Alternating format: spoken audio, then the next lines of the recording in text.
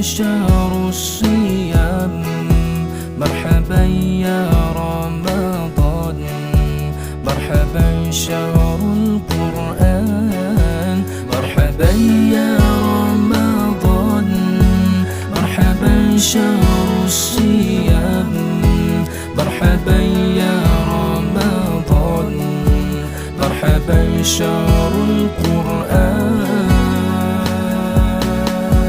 مرحبا يا رمضان bulan penuh ampunan مرحبا يا رمضان bulan suci umat Islam مرحبا يا رمضان bulan penuh ampunan مرحبا يا رمضان bulan suci umat Islam مرحبا يا رمضان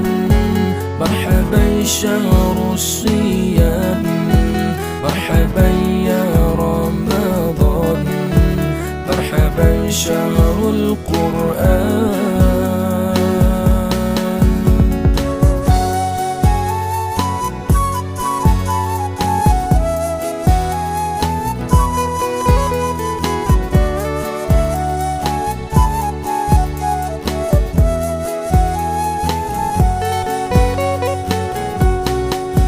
dalam bulan Ramadan turunnya kitab Al-Quran, kitab suci umat Islam, pedoman seluruh alam.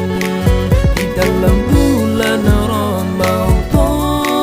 turunnya kitab Al-Quran, kitab suci umat Islam, pedoman seluruh alam.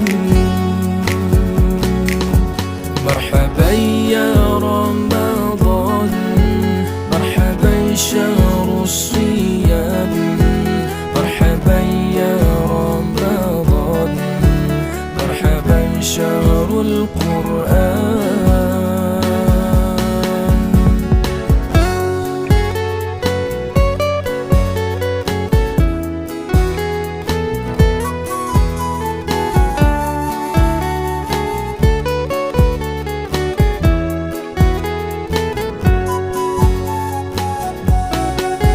dalam bulan Ramadan terdapat Lailatul Qadar, malamnya sebaik malam bandingan 1000